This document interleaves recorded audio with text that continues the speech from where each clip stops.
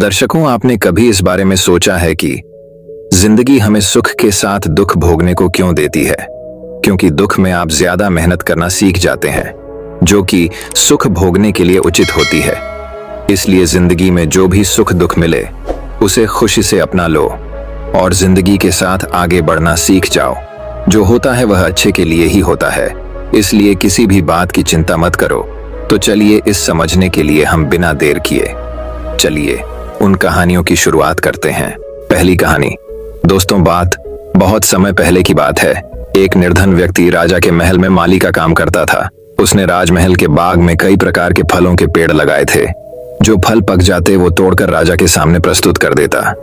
कई बार खुश होकर राजा उसे इनाम भी देते। एक बार बाग में आम, अंगूर और नारियल के फल हुए। माली टोकरी लेकर बाग में पहुंचा और सोचने लगा कि आज कौन सा फल महाराज के लिए ले जाऊं। कुछ देर सोचने के बाद उसने अंगूर तोड़ लिए और टोकरी में भरकर राजा के पास पहुंचा। उन दिनों राजा कुछ चिंतित था। उसे गुप्तचर द्वारा सूचना मिली थी कि पड़ोसी राज्य का राजा उस पर आक्रमण की तैयारी में है। वह इस बारे में गहन सोच विचार में डूबा हुआ था। तभी माली उसके पास पहुंचा और चुपचाप उसके सामने टोकरी रखकर कुछ दूर जाकर बैठ गया। राजा मंथन करते करते टोकरी से अंगूर उठाकर खाने लगा। वह आधा अंगूर खाता और आधा फेंक देता, जो माली के ऊपर गिरता। जैसे ही अंगूर माली को लगता, वह कहता, भगवान तू बड़ा दयालु है। सोच विचार में डूबे राजा का ध्यान इस ओर नहीं था कि वह अंगूर माली के ऊपर फेंक रहा है। एक बार फिर उसने अंगूर माली के ऊपर फेंका और माली ने फिर से कहा, भगवान तू बड़ा दयालु है। इस बार राजा का ध्यान माली की ओर चला गया। उसने आश्चर्य से उसे देखा और पूछा, माली, मैं तुम पर झूठे फल फेंक रहा हूं और तुम कह रहे हो भगवान तू बड़ा दयालु है। इसमें भगवान की कैसी दया? माली ने उत्तर दिया, महाराज, आज बाग में 3 तरह के फल थे, आम, अंगूर और नारियल। मैं सोच रहा था कि आपके लिए कौन सा फल लाऊं। भगवान की दया से मेरी बुद्धि में आया कि आपके लिए अंगूर ले चलूं और मैं अंगूर ले आया। यदि मैं आम या नारियल ले आता तो सोचिए मेरा हाल क्या होता। इसलिए मैं कह रहा हूं कि भगवान बड़ा दयालु है। राजा माली का उत्तर सोचने लगा कि वह व्यर्थ में चिंतित है। भगवान की दया से उसे समय रहते पड़ोसी राज्य के राजा के मंसूबों का पता चल गया है। इससे उसे अपने राज्य की रक्षा की तैयारी का पर्याप्त समय मिल गया है। उसने भगवान को धन्यवाद दिया और राज्य की रक्षा की तैयारी में जुट गया। जब युद्ध हुआ तो उसमें उसकी विजय हुई और उसने अपना राज्य बचा लिया। दोस्तों, यह कहानी हमें यह शिक्षा प्रदान करती है कि समय का चक्र ऐसा ही है। कभी अच्छा समय आएगा तो कभी बुरा। अच्छे समय में हम भगवान को धन्यवाद देना भूल जाते हैं और बुरे समय में शिकायत करने लग जाते हैं, जबकि आवश्यकता है कि अच्छे समय के लिए हम भगवान का धन्यवाद करें और बुरे समय के लिए आभार व्यक्त करें कि हमें हर परिस्थितियों का सामना कर मजबूत इंसान बनाने उसने हमारे सामने वे परिस्थितियां उत्पन्न की हैं। छोटी छोटी परेशानियों का सामना करके ही हम बड़ी मुसीबतों का सामना करने योग्य बन पाएंगे। इसलिए जीवन में आने वाली छोटी छोटी समस्याओं से घबराएं नहीं। सकारात्मक रहकर समस्या के निवारण के बारे में चिंतन करें, योजना बनाएं और निवारण में जुट जाएं। बुरी परिस्थितियां आपकी दृढ़ता की परीक्षा है। ऐसे समय में टूटे नहीं। ये साबित कर दें कि आप हर परिस्थिति का सामना कर सकते हैं, उससे उबर सकते हैं और जीवन में आगे बढ़ सकते हैं। जीवन की ऊबड़ खाबड़ डगर पर चलकर ही आप दृढ़ और मजबूत इंसान के तौर पर खड़े हो पाएंगे। तो दोस्तों, अब चलिए हमारे दूसरी कहानी की शुरुआत करते हैं। दूसरी कहानी। दोस्तों, नई कहानी की शुरुआत इस प्रकार होती है। दोस्तों, बात बहुत समय पहले की है। एक गांव में 2 बहनें रहा करती थीं, चुरकी और मुर्की। चुरकी सांवली रंग की, साधारण रूप रंग की लड़की थी। वहीं मुर्की गौर वर्ण की बहुत सुंदर लड़की थी। साधारण रूप रंग के कारण चुरकी का विवाह एक गरीब परिवार में हुआ। वहीं मुर्की की सुंदरता पर रीझकर एक अमीर व्यक्ति ने उससे विवाह किया। अपनी सुंदरता का घमंड तो मुर्की को पहले ही से था। विवाह के बाद उसे दौलत का भी घमंड हो गया। दोनों बहनें आसपास ही रहा करती थीं। जब भी मौका मिलता मुर्की चुरकी को उसकी गरीबी के कारण नीचा दिखाने की कोशिश करती। चुरकी को बुरा तो लगता, किंतु वह मन महसूस कर रह जाती। चुरकी के दिन बड़ी तंगहाली में गुजर रहे थे। 2 वक्त की रोटी भी बड़ी मुश्किल से जुट पाती थी। कई बार उसने मुर्की से मदद की गुहार की, किंतु मुर्की ने कभी उसकी कोई मदद नहीं की। एक दिन चुरकी ने सोचा कि दूसरे गांव में रहने वाले अपने भाई से मदद मांग लूं। वह कभी इनकार नहीं करेगा और वह अपने बच्चों को घर पर पति के पास छोड़ दूसरे गांव के लिए निकल पड़ी। रास्ते में उसे एक गौशाला दिखाई पड़ी जिसके द्वार पर एक गाय खड़ी थी।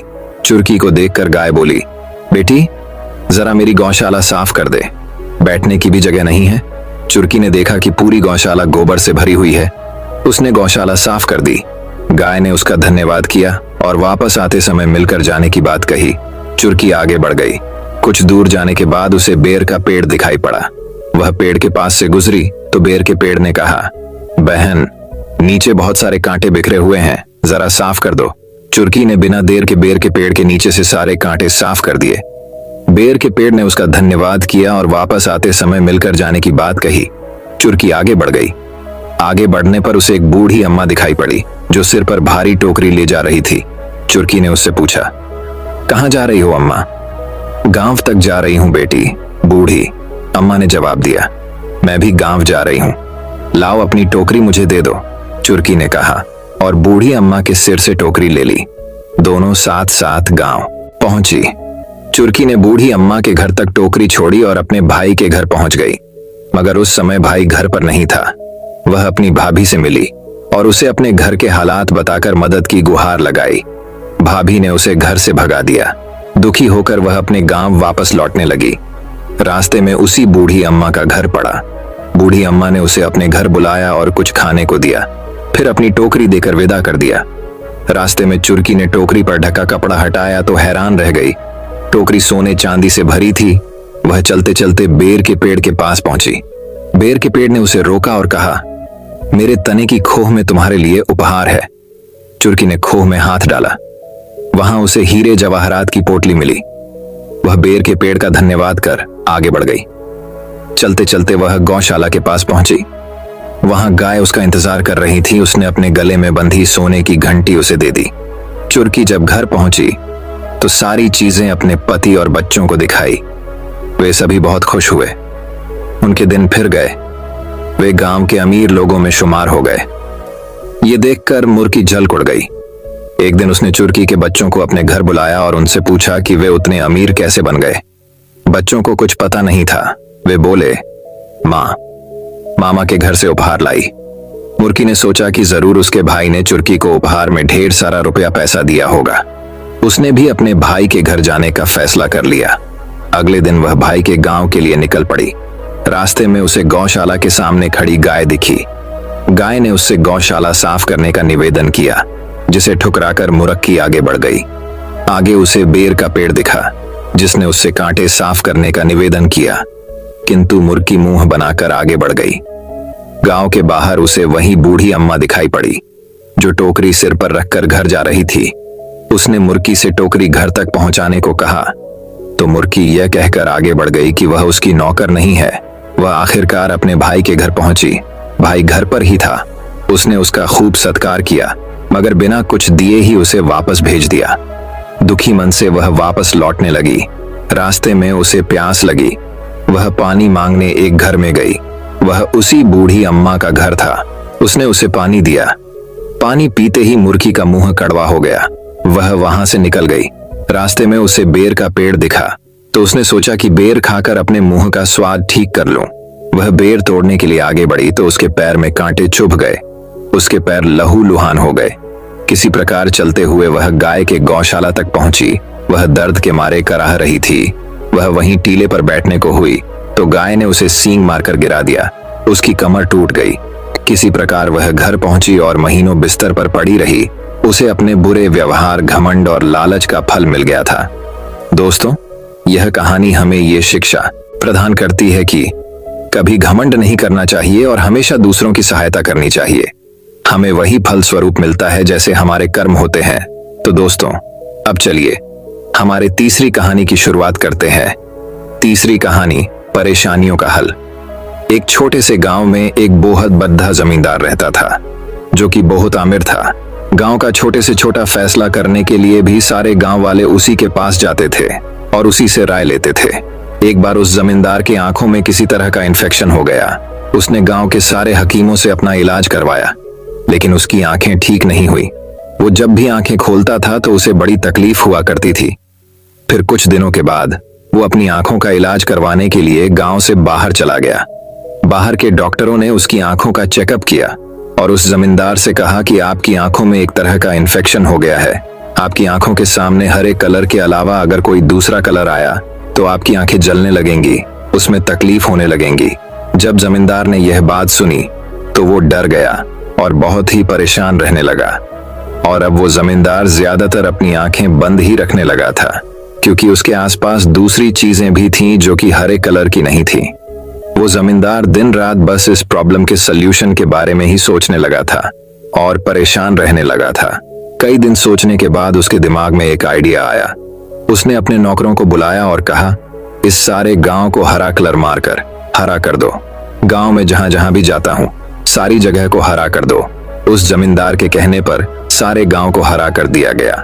लेकिन इतना सब कुछ करने के बाद भी कुछ चीजें ऐसी थीं जिसे वो हरा नहीं कर सकता था, जैसे कि आसमान जो हमेशा नीला रहता है, उसके शरीर का कलर, रोटी का कलर और भी बहुत सी चीजें ऐसी थीं जिसे वो हरा नहीं कर सकता था। एक दिन एक लड़का उस गांवों से गुजर रहा था।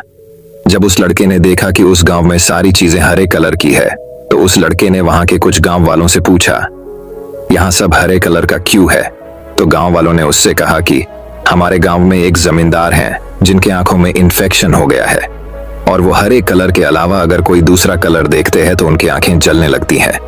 ये सुनने के बाद वो लड्डू डैश का उस जमींदार के घर गया और जमींदार से बात की।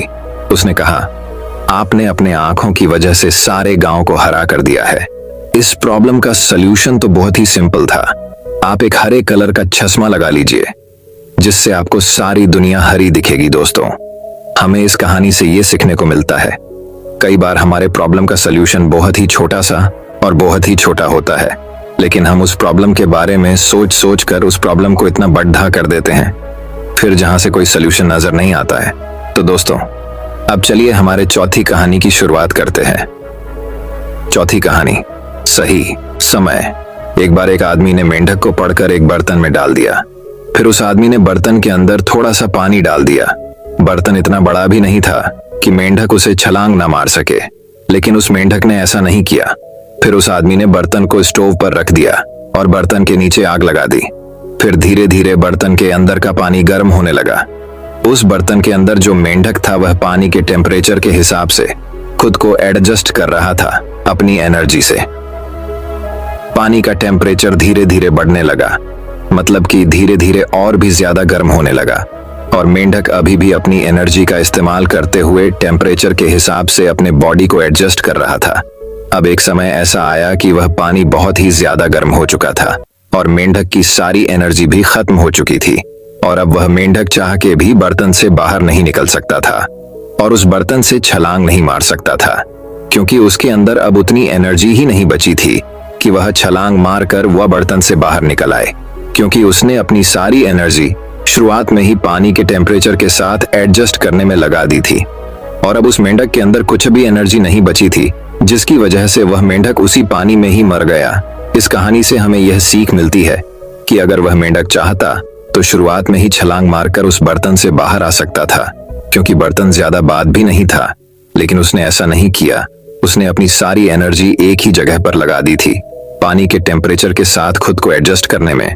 और जब आखिर में उसके पास कोई ऑप्शन नहीं बचा सिवाय उस बर्तन से बाहर निकलने में, तब वह ऐसा कर नहीं सका, क्योंकि उसकी अंदर की सारी एनर्जी खत्म हो चुकी थी। मेंढक की मौत किस वजह से हुई? गर्म पानी की वजह से नहीं, मौत हुई सही समय पर छलांग न करने की वजह से। हम भी इसी तरह अच्छे वक्त का इंतजार करते रहते हैं। अच्छे वक्त का इंतजार मत करो, बस छलांग लगा दो। सब कुछ सही करने का सोच कर मत कूदो, क्योंकि ऐसा सोचोगे तो कभी कूद ही नहीं पाओगे। कहते हैं सबसे अच्छा कूदने का वक्त तब होता है जब आप तैयार नहीं होते हो, क्योंकि असली तैयारी कूदने के बाद शुरू होती है। और अपनी एनर्जी एक ही चीज पर वेस्ट मत करो, हमेशा अपनी एनर्जी को बचा कर रखो सही चीजों को वक्त देने के लिए, इससे आपकी इंप्रूवमेंट हो। आज के समय में बहुत से लोग अपनी एनर्जी फिजूल चीजों पर लगा रहे हैं और जब वह बाद में कुछ मीनिंगफुल करने के लिए बैठते हैं तो उनके अंदर इतनी एनर्जी और वक्त नहीं रहता है जिससे वह उस काम को कर सके और वह एक जगह पूरी तरह से फोकस नहीं कर पाते हैं। तो दोस्तों, अब चलिए हमारे 5वीं कहानी की शुरुआत करते हैं। 5वीं कहानी, एक बार की बात है, एक शिकारी था जो पक्षियों का शिकार करता था। एक दिन और शिकारी मार्केट जाता है और अपने लिए मार्केट से एक डॉग खरीदता है उसे दिन गुजारने के बाद वह शिकारी नदी के पास बतख का शिकार करने जाता है और वह अपने साथ उसे डॉग को भी ले जाता है। वह जब घात लगाकर बतख के शिकार के लिए बैठा होता है तभी वह देखता है कि उसका जो डॉग था वह पानी के ऊपर चल रहा था। अब ये देखकर वह शिकारी बहुत ही हैरान हो जाता है। वह सोच में पड़ जाता है कि यह डॉग पानी के ऊपर कैसे चल पा रहा है। ये देखकर वह शिकारी हैरान हुआ और साथ ही साथ बहुत खुश भी हो जाता है। उसने सोचा जब मैं इस डॉग को अपने दोस्त को दिखाऊंगा तब वह भी हैरान हो जाएगा और मैं उसका चेहरे का रिएक्शन देखूंगा। तो एक दिन उस शिकारी ने अपने दोस्त को भी नदी के पास बत्तख का शिकार करने के लिए बुलाया। उस शिकारी ने अपने डॉग से बहुत सारी बत्तखों का शिकार किया क्योंकि वह डॉग पानी के ऊपर चल सकता था। जब उस शिकारी के दोस्त ने इस डॉग को पानी के ऊपर चलते हुए देखा तब उसने कुछ भी नहीं कहा और ना ही उसे कोई हैरानी हुई। वह बिल्कुल ही चुप रहा। शिकारी अपने दोस्त का रिएक्शन देखना चाहता था लेकिन ऐसा कुछ भी नहीं हुआ। शिकारी बतख का शिकार करने के बाद शिकारी और उसका दोस्त जब घर गए तो शिकारी ने अपने दोस्त से पूछा, क्या तुमने मेरे डॉग में कुछ अलग चीज देखी? शिकारी के दोस्त ने कहा कि हाँ, मैंने तुम्हारे डॉग में एक अलग चीज तो देखी है। शिकारी ने उससे पूछा कि कौन सी चीज देखी? उसके दोस्त ने उसकी तरफ देखकर जवाब दिया और कहा कि मैंने देखा कि तुम्हारे डॉग को तैरना नहीं आता है और वह कभी तैरना सीख भी नहीं सकता है। ये तुम्हारे डॉग में बहुत बड़ी कमी है।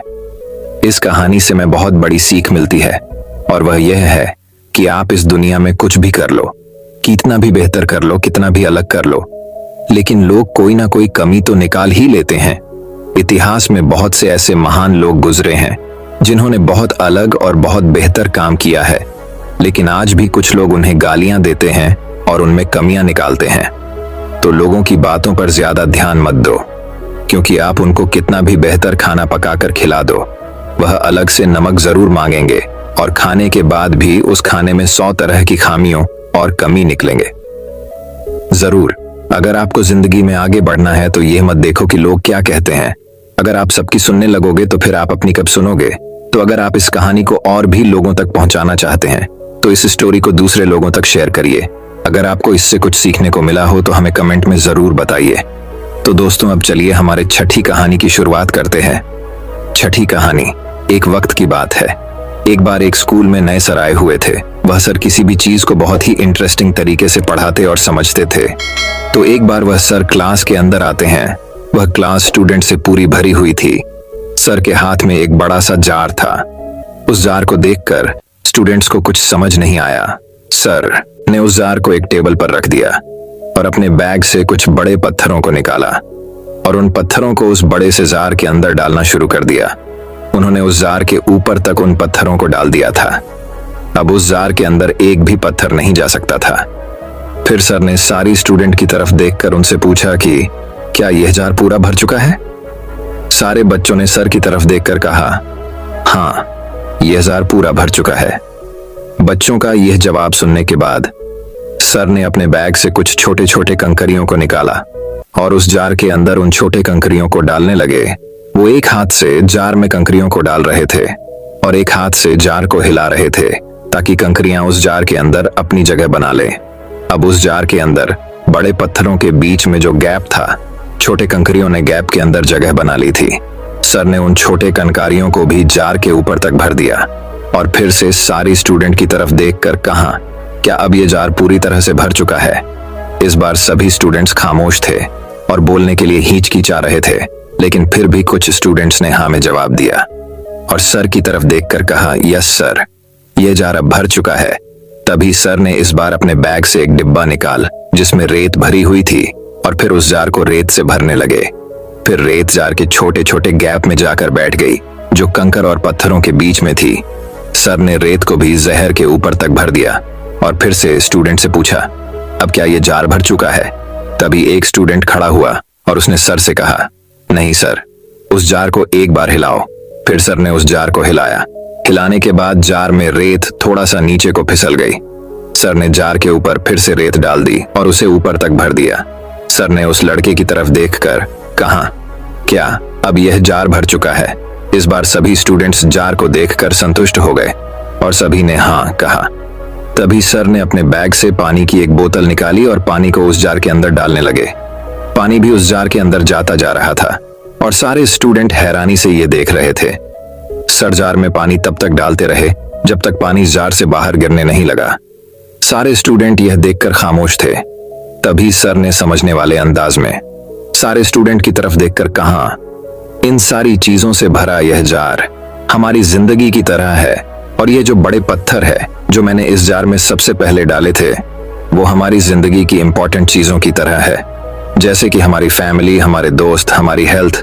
अगर बाकी सब कुछ हमसे छीन जाए, हमसे छूट जाए और यह हमारे साथ हो, फिर भी हमारा जार भरा ही रहेगा, हमारी जिंदगी भरी रहेगी। और कांकरियां हमारी जिंदगी की वो दूसरी चीज होती है जो हमारे लिए जरूरी होती है, जैसे हमारी जब, हमारा घर और हमारी गाड़ी, और रेत जो है वह हमारी जिंदगी की आम और मामूली चीजों को रिप्रेजेंट करती। बस इन्हीं चीजों के बीच हमारी जिंदगी घूमती रहती है।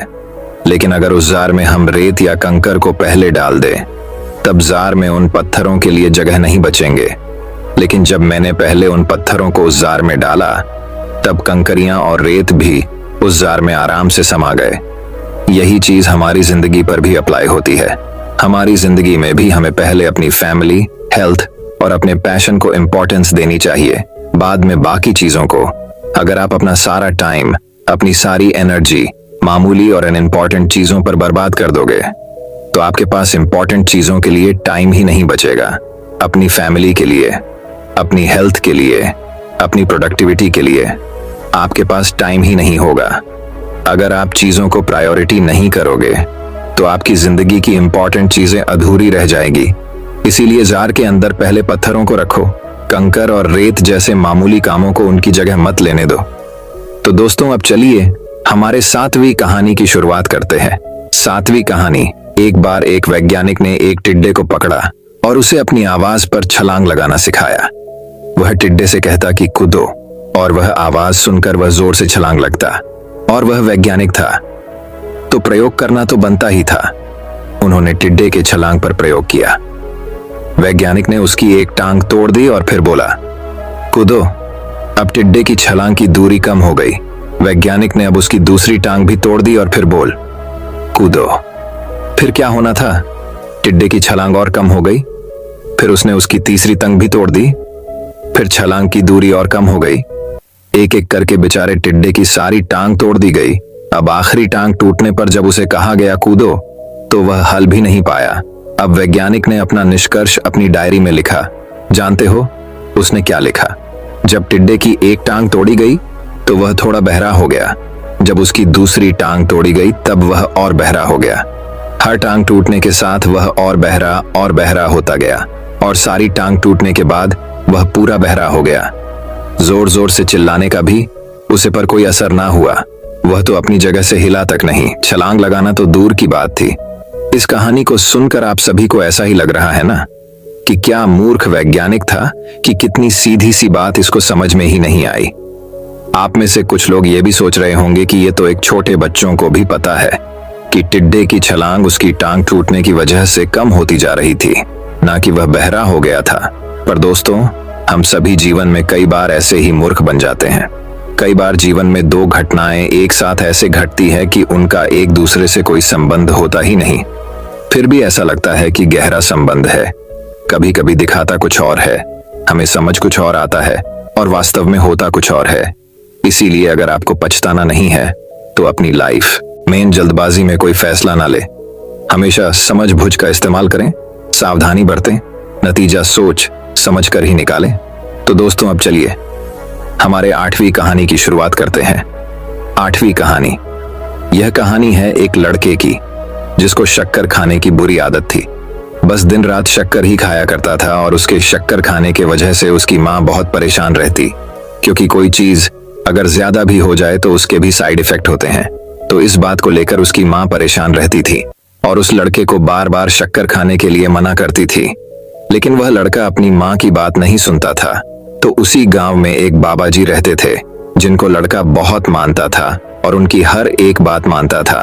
तो उसकी माँ ने सोचा कि बाबा जी से कहने लगाऊंगी कि आप इसे शक्कर खाने से मना कीजिए।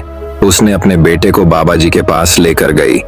बाबा जी एक पेड़ के नीचे बैठे हुए थे उस औरत ने बाबा जी से कहा, आप मेरे बेटे से सिर्फ इतना कह दीजिए कि वह अब से शक्कर ना खाए। करू बाबा जी ने उस औरत से कहा कि ये बात मैं तुम्हारे बेटे से अगले हफ्ते कहूंगा। तुम अपने बेटे को अगले हफ्ते मेरे पास लाना। वह औरत अपने बेटे को लेकर चली गई और पूरा 1 हफ्ता गुजरने के बाद वह फिर से अपने बेटे को बाबा जी के पास लेकर आई। बाबा जी पेड़ के नीचे बैठे हुए थे और बाबा जी ने उस लड़के से सिर्फ इतना कहा कि बेटे अब से तुम शक्कर मत खाना। लड़का बाबा जी की इतनी सी बात से ही शक्कर खाना छोड़ देता है, लेकिन उसकी माँ हैरान थी कि सिर्फ इतना सा खाने के लिए बाबा जी ने मुझे 1 हफ्ते के बाद बुलाया। उसने बाबा जी से पूछ ही लिया, बाबा जी सिर्फ इतना सा कहने के लिए तुमने मुझे 1 हफ्ते के बाद क्यों बुलाया? बाबा जी का जवाब थोड़ा ध्यान से पढ़िएगा। बाबा जी ने कहा कि 1 हफ्ता पहले मैंने भी शक्कर खाना नहीं छोड़ा था। दोस्तों, एक है कि अगर हम दुनिया को बदलना चाहते हैं तो पहले हमें खुद बदलना पड़ेगा। दोस्तों, आप लोगों ने ज्यादातर देखा होगा घर में जो बड़े लोग होते हैं वह अपने से उम्र में छोटे लोगों को ही आप बच्चों को कहते हैं, ये काम मत करो, लेकिन वह खुद करते हैं। जो बदलाव हम संसार में लाना चाहते हैं वही बदलाव पहले हमें खुद में लाना पड़ेगा। तो दोस्तों, अब चलिए हमारे 9वीं कहानी की शुरुआत करते हैं। 9वीं कहानी। एक बार की बात है, एक शिकारी था जो पक्षियों का शिकार करता था। एक दिन और शिकारी मार्केट जाता है और अपने लिए मार्केट से एक डॉग खरीदता है। उसे दिन गुजारने के बाद वह शिकारी नदी के पास बतख का शिकार करने जाता है और वह अपने साथ उसे डॉग को भी ले जाता है। वह जब घात लगाकर बतख के शिकार के लिए बैठा होता है तभी वह देखता है कि उसका जो डॉग था वह पानी के ऊपर चल रहा था। अब ये देखकर वह शिकारी बहुत ही हैरान हो जाता है। वह सोच में पड़ जाता है कि यह डॉग पानी के ऊपर कैसे चल पा रहा है। ये देखकर वह शिकारी हैरान हुआ और साथ ही साथ बहुत खुश भी हो जाता है। उसने सोचा जब मैं इस डॉग को अपने दोस्त को दिखाऊंगा तब वह भी हैरान हो जाएगा और मैं उसका चेहरे का रिएक्शन देखूंगा। तो एक दिन उस शिकारी ने अपने दोस्त को भी नदी के पास बत्तख का शिकार करने के लिए बुलाया। उस शिकारी ने अपने डॉग से बहुत सारी बत्तखों का शिकार किया क्योंकि वह डॉग पानी के ऊपर चल सकता था। जब उस शिकारी के दोस्त ने इस डॉग को पानी के ऊपर चलते हुए देखा तब उसने कुछ भी नहीं कहा और ना ही उसे कोई हैरानी हुई। वह बिल्कुल ही चुप रहा। शिकारी अपने दोस्त का रिएक्शन देखना चाहता था, लेकिन ऐसा कुछ भी नहीं हुआ। शिकारी बतख का शिकार करने के बाद शिकारी और उसका दोस्त जब घर गए तो शिकारी ने अपने दोस्त से पूछा, क्या तुमने मेरे डॉग में कुछ अलग चीज देखी? शिकारी के दोस्त ने कहा कि हाँ, मैंने तुम्हारे डॉग में एक अलग चीज तो देखी है। शिकारी ने उससे पूछा कि कौन सी चीज देखी? उसके दोस्त ने उसकी तरफ देखकर जवाब दिया और कहा कि मैंने देखा कि तुम्हारे डॉग को तैरना नहीं आता है और वह कभी तैरना सीख भी नहीं सकता है। ये तुम्हारे डॉग में बहुत बड़ी कमी है। इस कहानी से मैं बहुत बड़ी सीख मिलती है और वह ये है कि आप इस दुनिया में कुछ भी कर लो, कितना भी बेहतर कर लो, कितना भी अलग कर लो, लेकिन लोग कोई ना कोई कमी तो निकाल ही लेते हैं। इतिहास में बहुत से ऐसे महान लोग गुजरे हैं जिन्होंने बहुत अलग और बहुत बेहतर काम किया है, लेकिन आज भी कुछ लोग उन्हें गालियां देते हैं और उनमें कमियां निकालते हैं। तो लोगों की बातों पर ज्यादा ध्यान मत दो, क्योंकि आप उनको कितना भी बेहतर खाना पकाकर खिला दो, वह अलग से नमक जरूर मांगेंगे और खाने के बाद भी उस खाने में 100 तरह की खामियों और कमी निकलेंगे। जरूर, अगर आपको जिंदगी में आगे बढ़ना है तो यह मत देखो कि लोग क्या कहते हैं। अगर आप सबकी सुनने लगोगे तो फिर आप अपनी कब सुनोगे। तो दोस्तों, अब चलिए हमारे 10वीं कहानी की शुरुआत करते हैं। 10वीं कहानी। एक वक्त की बात है, एक बार एक स्कूल में नए सर आए हुए थे। वह सर किसी भी चीज को बहुत ही इंटरेस्टिंग तरीके से पढ़ाते और समझते थे। तो एक बार वह सर क्लास के अंदर आते हैं। वह क्लास स्टूडेंट से पूरी भरी हुई थी। सर के हाथ में एक बड़ा सा जार था। उस जार को देखकर स्टूडेंट्स को कुछ समझ नहीं आया। सर ने उस जार को एक टेबल पर रख दिया और अपने बैग से कुछ बड़े पत्थरों को निकाला और उन पत्थरों को उस बड़े से जार के अंदर डालना शुरू कर दिया। उन्होंने उस जार के ऊपर तक उन पत्थरों को डाल दिया था। अब उस जार के अंदर एक भी पत्थर नहीं जा सकता था। फिर सर ने सारी स्टूडेंट की तरफ देखकर उनसे पूछा कि क्या यह जार पूरा भर चुका है? सारे बच्चों ने सर की तरफ देखकर कहा, हाँ, यह जार पूरा भर चुका है। बच्चों का यह जवाब सुनने के बाद सर ने अपने बैग से कुछ छोटे छोटे कंकरियां को निकाला और उस जार के अंदर उन छोटे कंकरियां को डालने लगे। वो एक हाथ से जार में कंकरियां को डाल रहे थे और एक हाथ से जार को हिला रहे थे। ताकि कंकरियां उस जार के अंदर अपनी जगह बना लें। अब उस जार के अंदर बड़े पत्थरों के बीच में जो गैप था, छोटे कंकरियां ने गैप के अंदर जगह बना ली थी। सर ने उन छोटे कंकरियां को भी जार के ऊपर तक भर दिया और फिर से सारी स्टूडेंट की तरफ देखकर कहा, क्या अब ये जार पूरी तरह से भर चुका है? इस बार सभी स्टूडेंट्स खामोश थे और बोलने के लिए हिचकिचा रहे थे, लेकिन फिर भी कुछ स्टूडेंट्स ने हाँ में जवाब दिया और सर की तरफ देखकर कहा, यस सर, ये जार अब भर चुका है। तभी सर ने इस बार अपने बैग से एक डिब्बा निकाल जिसमें रेत भरी हुई थी और फिर उस जार को रेत से भरने लगे। फिर रेत जार के छोटे छोटे गैप में जाकर बैठ गई जो कंकर और पत्थरों के बीच में थी। सर ने रेत को भी जहर के ऊपर तक भर दिया और फिर से स्टूडेंट से पूछा, अब क्या ये जार भर चुका है? तभी एक स्टूडेंट खड़ा हुआ और उसने सर से कहा, नहीं सर, उस जार को एक बार हिलाओ। फिर सर ने उस जार को हिलाया। हिलाने के बाद जार में रेत थोड़ा सा नीचे को फिसल गई। सर ने जार के ऊपर फिर से रेत डाल दी और उसे ऊपर तक भर दिया। सर ने उस लड़के की तरफ देखकर कहा, क्या अब यह जार भर चुका है? इस बार सभी स्टूडेंट इस जार को देखकर संतुष्ट हो गए और सभी ने कहा। तभी सर ने अपने बैग से पानी की एक बोतल निकाली और पानी को उस जार के अंदर डालने लगे। पानी भी उस जार के अंदर जाता जा रहा था और सारे स्टूडेंट हैरानी से ये देख रहे थे। सर जार में पानी तब तक डालते रहे जब तक पानी जार से बाहर गिरने नहीं लगा। सारे स्टूडेंट ये देखकर खामोश थे। तभी सर ने समझने वाले अंदाज में सारे स्टूडेंट की तरफ देखकर कहा, इन सारी चीजों से भरा ये जार हमारी जिंदगी की तरह है और ये जो बड़े पत्थर है जो मैंने इस जार में सबसे पहले डाले थे वो हमारी जिंदगी की इंपॉर्टेंट चीजों की तरह है, जैसे कि हमारी फैमिली, हमारे दोस्त, हमारी हेल्थ। अगर बाकी सब कुछ हमसे छीन जाए, हमसे छूट जाए और ये हमारे साथ हो, फिर भी हमारा जार भरा ही रहेगा, हमारी जिंदगी भरी रहेगी। और कांकरियां हमारी जिंदगी की वो दूसरी चीज होती है जो हमारे लिए जरूरी होती है। जैसे हमारी जब हमारा घर और हमारी गाड़ी और रेत जो है वह हमारी जिंदगी की आम और मामूली चीजों को रिप्रेजेंट करती है। बस इन्हीं चीजों के बीच हमारी जिंदगी घूमती रहती है।